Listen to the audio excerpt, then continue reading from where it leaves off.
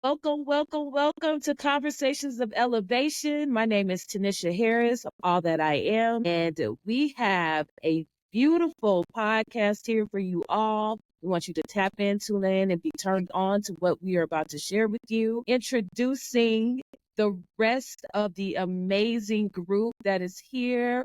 We get to do Conversations of Elevation because our energies collided and something beautiful manifested from it. So I want to send love and light to Papa for uniting us all so that we can have these extended conversations of elevation.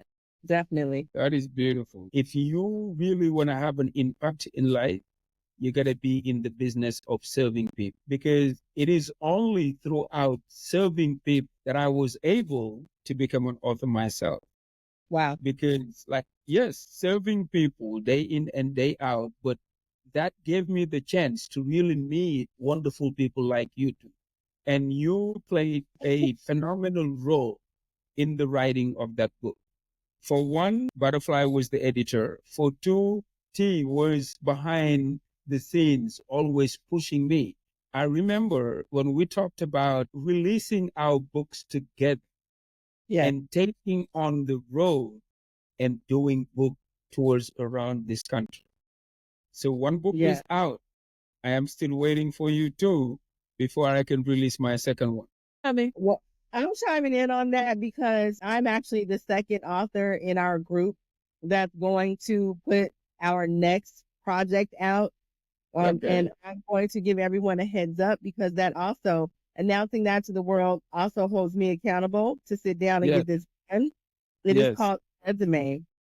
I'm literally going to take my resume because people have always been like, Butterfly, how did you do this? How did you come up with that? How'd you end up here? How'd you end up over in that country?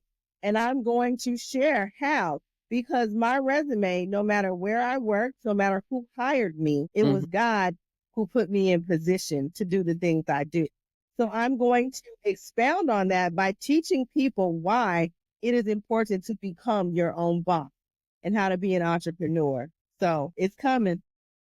Well, T, what are you working on? So the book is coming. And as you see, the name says all that I am. All that I am is all that I am. The book is all that I am. And it is about me, who I am, where I've been, and who I'm becoming, which is the better version of myself.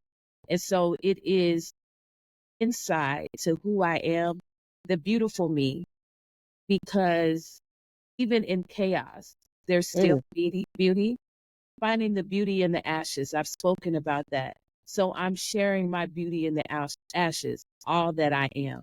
So I mean, and it's funny. I've been in a lot of spaces and places and having conversations with individuals, and they're like, "Where's the book?" And mention the book. Girl, like, where's the book? And I'm like, okay.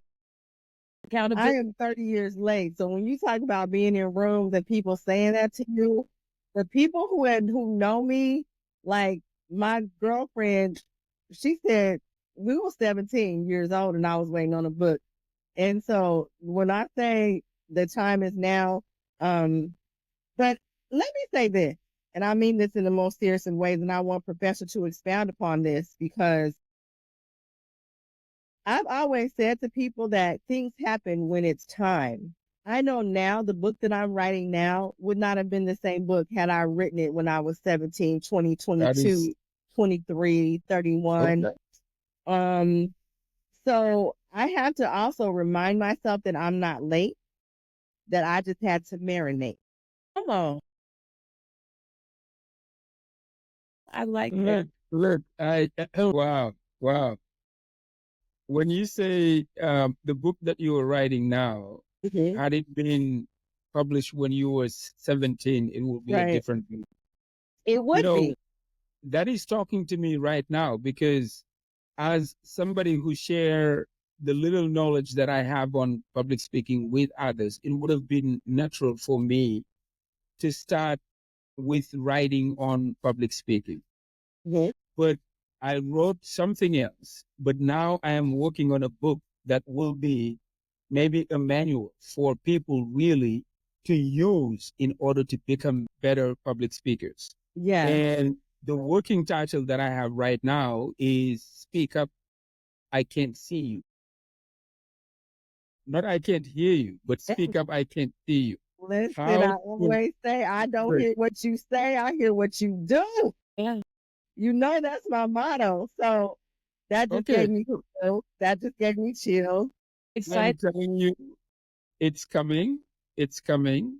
The dream was for the three of us to go around book tours, one book at a time or Yes. all together, so that we can make an impact. Yes. But ladies, can you guys share with me why we are here? Yes. We are here to elevate your mind, to elevate your soul, to talk about is comfort the enemy in everything that we do and say, being comfortable. How does it impact and affect us? It comforts the enemy.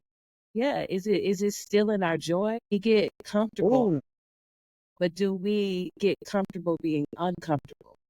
Right? So we have to be uncomfortable, but we get so stuck into what is easy, what is familiar, that we forget to expand, to become expansive in all that we say and do. Easy. This topic is hard for me because when we were discussing topics for our first podcast recording, and comfort being the enemy hit me like a brick because I've always been comfortable in uncomfortable situations. And that had definitely and had been, and I'm speaking past tense because one of the things we're going to discuss later is self-talk. Past tense have been a cause for me because being great is easy for me, but it's time for me to be phenomenal. And, growing up being the one of us in a room, I became comfortable with that. The one of us in another country, I'm comfortable with that. But I can no longer allow being comfortable to be my enemy because what it is stealing my time. And I'm not taking my gift to the grave because one thing I told Professor one day, I have to get these things done because my purpose does not allow me peace. It is unfulfilled. Look, is comfort the enemy. And I think by that, we really mean is comfort the enemy of success. And to me, the answer is yes. And the reason why it is yes is that whenever you are doing whatever you are doing and wherever you are, if you are feeling comfort, it means that you are no longer, in order to grow, you would have to do something that would stretch you. Yeah. And by all means, whatever is stretching you will make you uncomfortable. So that's the reason why we are talking about this today. Like, how many people are so filled with potential, but yet they would prefer to stay in their comfort zone, not thinking comfort zone is the number one killer of dreams. Wow. It is. Because you believe in yourself that, hey, I am doing this and I am good. But to me, the way I would always say it is never allow your good to be the enemy of your better, but also your better to be the enemy of your best. Listen. And that's why you're our professor. Exactly. Because we can always better our best. And I sub it in, like when you talked about growth. If you're not growing, you're dying. Right. And so it's physical and it's a mental death that you experience. So you have to stretch yourself outside of your comfort zone. You have to, like this, it's a fear, but you have to let that fear fuel you. Right. I was just about to say that. It's also evidence appearing real. So the thing about it, comfort becomes the enemy because we want to know like the whole plan. We're so nosy. We're trying to do business and be in a ministry that's not ours. We want to know from beginning to end how it's going to play out. When that's not our business or ministry. So we get exactly because if you can't tell me how I'm going to look 5 years down the line, or even 30 minutes from now, when you're telling me how great I am, or I know how great I am, but I can't see it in this next 30 minutes or this next day or these next 5 years, then you know what? I'm going to stay right here because I know what I'm getting. However, you don't know what is to come if you don't step outside of that comfort zone. You are you are stagnant. It's still water. You see, you're not moving. When you think about the ocean, I just came from the ocean. I just came to upon the ocean. Stagnant. It is constantly moving, right? Yes. So you are stagnant. You are comfortable. You are dying because you don't know your full potential. What you do, but you've forgotten who you were because you've gotten comfortable. That happens often. What you said is fear. Fear's best friend is self-doubt. And fear also allows people to stay comfortable. I was raised by very brave people, and they taught me to be brave, which is one of the reasons, even in what I would call my mediocrity, I have been able to achieve what some people would think are really cool things because I'm not afraid. You just said something, and I do want Professor to talk about this because I know he's going to take it to a place it needs to be. But that's about going to the ocean. You know, that's my thing. That's what I do. Anytime I'm going through a trial, find the ocean because besides water being one of the greatest electromagnetic conductors on earth, there is no better battery than the human body. So when you combine the two, there is also a presence and a need for nature to become part of our reset when it comes to our centrifugal force that moves within us. Because we can never be stagnant. As long as your heart is beating, you are moving, you are alive. It is our physical body that needs to catch up. Look, I don't know what you wanted me to touch on, but I heard T said something very powerful that I wanted to extrapolate on. And it is when he said, we want to know what's coming. We want to be certain before we take the jump. Look, and all of us maybe have experienced something like this. When you were driving on the highway in the middle of the night with your high beams on, the only thing you can see is 1,500 feet in front of you. Yes. But yet you keep pushing on the gas. It's true. You don't know at all if the road will end in a mile or two or what have you. But you put in your mind that, hey, I am going somewhere, therefore there is a road right there, I will keep going. You trust that yes, in that very moment, you really do not know at all what's coming next, but yet you trust your. Now, there are so many examples like that. You know, the other day we were talking about this, like how going back to your childhood can really teach you the most powerful lessons that you need to know. Right. All of us, we've been educated out of bravery because as a child, you don't know what danger is. You don't know what being afraid is. Yeah. You just go out there and do it. I was saying the other day that the toddler doesn't need a manual to teach them how to walk. They just get and put one foot up front and another one next. They will fall. They will do whatever needs to be done in order to get back up and try again. Right. But when we are grown, society, the world, our parents, our neighborhood, everybody is teaching us that, hey, you have to be safe. Hey, you do it this way. Hey, who do you think you are in order to attempt something like this? Nobody in your family or generation had ever done something like this. So why do you think you can do it? And when they're talking about something like that, basically they believe it. And like in their mind, they want to do you a favor. But what's happening is that They don't want you to leave the comfort and making them uncomfortable. You know, that sounds like, speaking of, when you heard that, when you were saying that, all I heard was people speaking curses over my life. Who are you to do this? You can't do that. Who told you to do that? Who do you think It's you are? called spelling for a reason, because everything you speak becomes a spell. If you are casting doubt upon me, we cannot get along. Mm. I have always been the person to tell people, go do something different. Go do the unknown. Like, fail forward, if anything. Yes. To me, Yes. I don't believe in failure. I believe in lessons. You know, if I attempt something and I don't succeed, I've still gained experience. Absolutely. And it's like, when you said what you said, all I heard was, those are curses.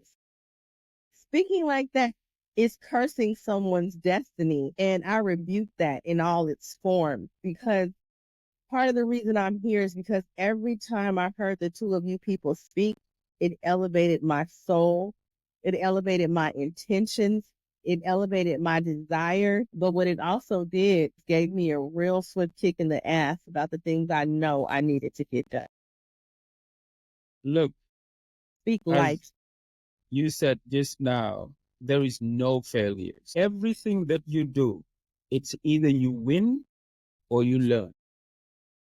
When are you learn? I'm still in that. And you think of it in the foreign exchange market, when you're That's what it is.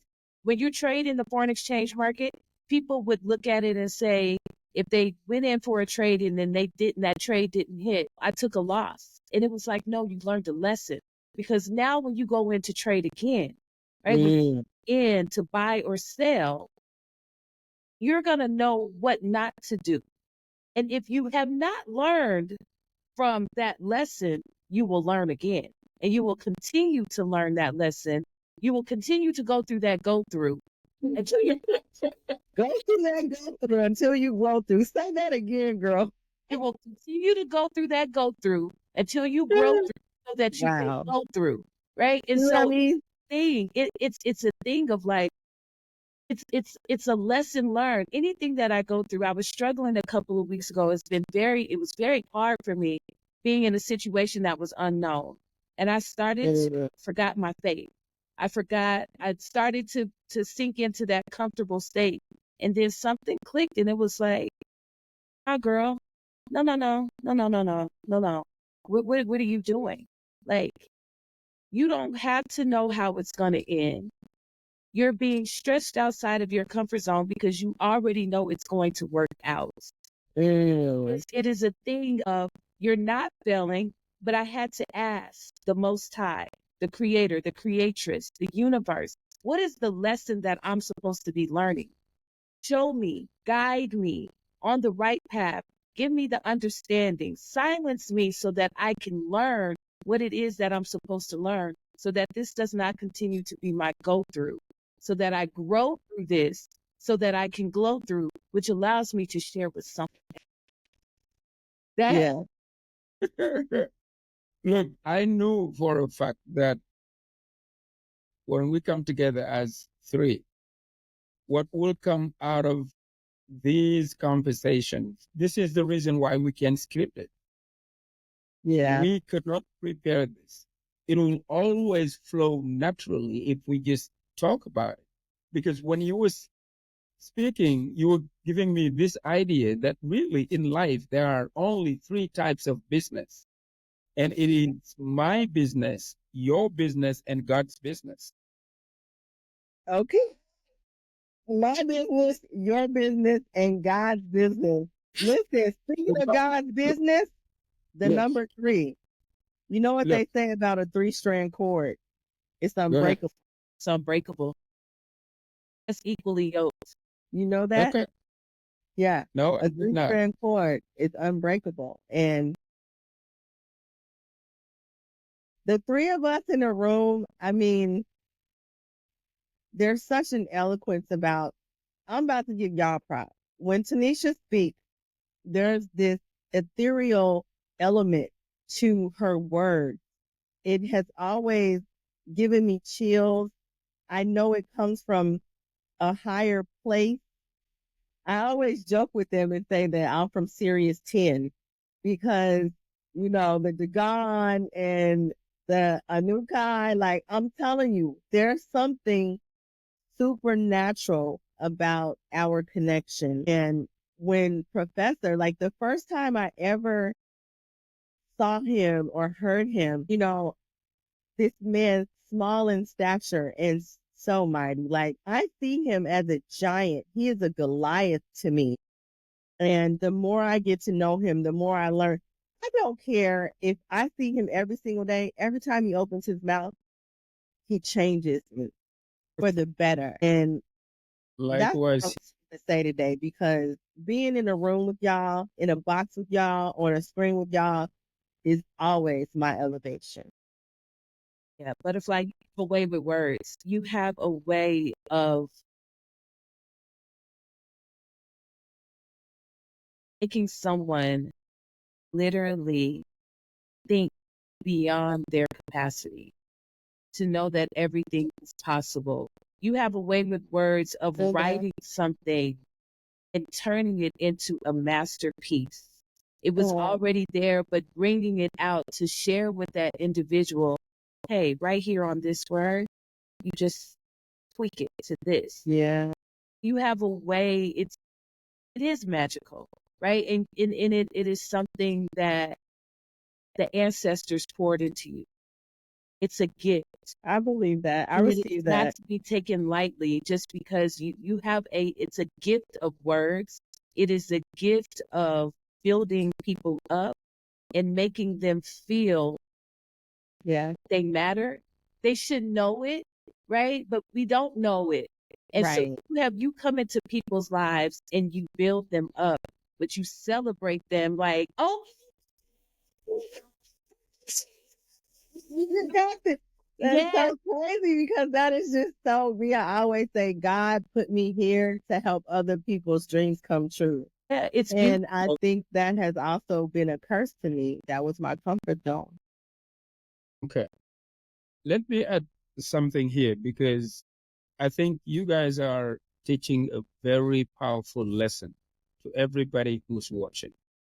And it is how to accept compliments. When you was talking about you, I heard you say, I believe it, I receive it. I receive it. That's the exact way on how to handle compliments. But what do most of us do? Hey, you have a nice suit. You see, I bought it on sale. It was on Walmart. It was on this. It was on that.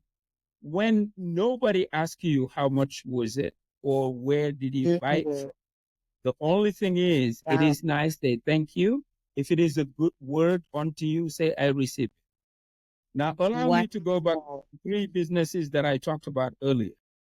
Your business, my business, and God's business. If you can differentiate the 3, you're on your way to greatness. And this is why. When anybody is talking about things, like whatever they think of you, whatever they think you should or should not do, it is their business. Therefore, you don't get involved. When you start worrying about how the future will look like, I need to do this, something will happen tomorrow. That's God's business. If you leave it alone, have now all the power and the focus to actually do what you were supposed to do, and that is your business. Wow. Hold up. When I say, like, you couldn't have said that better because you said something right at the end where you said, if there's something you're supposed to do and you leave it alone, right? Which means like you don't focus on what isn't. You focus on the present and the now. That Because thing that God's you're business. supposed to do or want to do will come into fruition. You gotta let the universe, you gotta let God, you gotta let them handle the unknown. That's not your business or your ministry. Unknown is not your business. Look. You guys remember when you said earlier the number 3. Again, we are talking about here, the present, the past, and the future. The future is God's business. The past is only there to teach you lessons. You can remember it and learn from your past mistakes and stuff. The only thing that we really have is today. Now, the reason why I say people's opinion about you is their business, it's not for you to handle. It's because whoever you meet has a different opinion, a different take, a different perspective, a different whatever on you. Now, if you really focus on that, your time on earth is not even enough to deal with. So you will never, ever I don't have time for that. You got to go on because that ain't, I can't worry about you. Right? You know, it's crazy when he says that because one of the ways I live my life, and I've talked to my daughter about this because I always call her my Juliet because she has such a big heart. And, you know, she is just very much coming from the love side of things. And I tell her, like, I need you to stop thinking about how things feel and just think about getting them done. And so I've been training her and teaching her that when you focus on your task, your feelings don't matter. But in the end, when you get things done, you feel amazing. And so saying like that, what, man, what I got to do is my business. And that's all I'm concerned with. And my business is the resume right now. And this podcast, and listen, this is what I mean. Like, this is better than therapy. Like, I could not pay to get this type of a conversation. Like, it's organic and it is like beyond, because one thing I do know, we care more about our people than we do ourselves.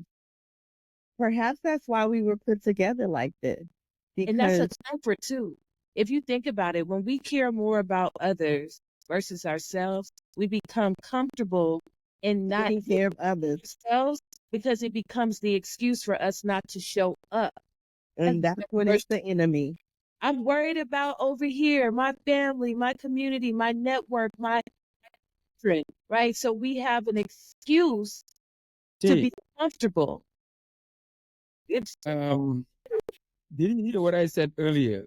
Before we start recording, I said, I know that what can come through this is phenomenal as powerful human being, but yet nobody knows us yet. Why? Because we don't believe in ourselves enough to put ourselves out there. I'm ready. That is coming to an end. And this is the beginning of a new day. Say that. Because I can only hope that people are as excited as we are about this. Yeah. Because I know my strengths and my limitations. But when I am prompted by people like you, I become unstoppable. Because what comes out of me is innate power. Wow. And it's like God is speaking through me. It's not me talking.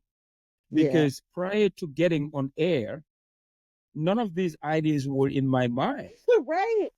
But once we start talking, it's like, you know, how Napoleon Hill says, when two minds come together, there is always the birth of a third mind that is greater than the sum total of the two. Those two. That's exactly what's happening when people come together. And I'm not just saying the three of us. But when people come together and join their forces, join their minds and their knowledge, there is absolutely nothing that can stop them.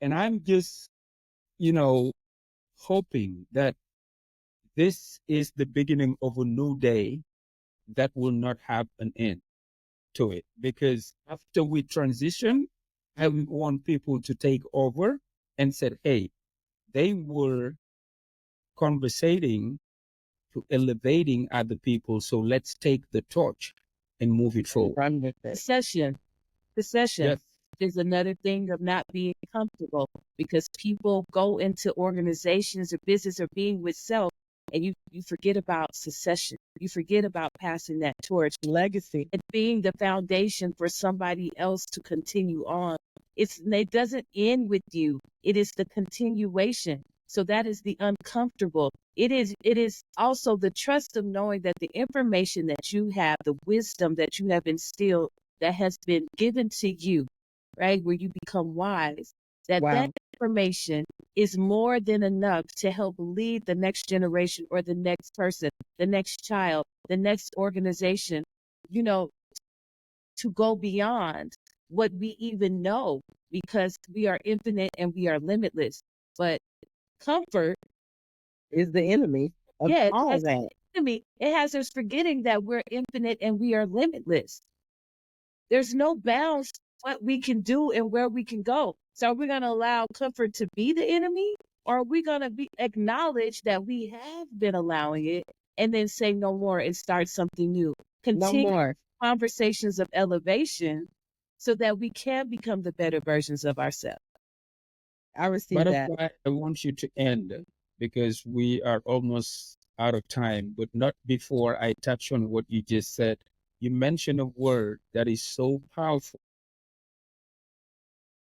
for what we are trying to accomplish here. You said legacy, and I want to mention that legacy is not what you leave to people, but it is what you leave in them. See what I mean? Yeah, okay. You know how on TV shows when they look to the side as if they talking to the audience in the camera? I'm looking to the world. Do y'all see what I mean? This man right here, and I'll go ahead and close this out because you know we are over time and we like to keep it short and sweet, but serious and sincere. I'm going to leave it on this. Comfort is the enemy, but more so us being unwilling to be uncomfortable, because often it is the opinions of other people that prevent us from doing things because we don't want to offend them, which then would make us uncomfortable. So we take baby steps, because I don't want to offend this person, or on a job, if I say this, I might do this. I get a position of power. Politicians, I can't say what I told the people I was going to say when I get here, because now I'm worried about my job, my benefits, my position, my power. Let me tell you something. I am absolutely okay being the villain in people's story, because a friend of everyone is not a friend to themselves. So there are when you have to be uncomfortable in stepping forward, recognize that you may very well offend somebody with the purpose that is destined for you. Because I'm going to tell you, it's a lot of people that David offended, but he had to go slay Goliath.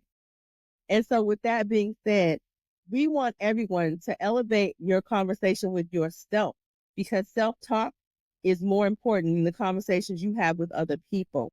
It is okay to be the villain in somebody else's story when you are the hero of your own. Hey, until next time, take care of yourself and your loved ones. Peace.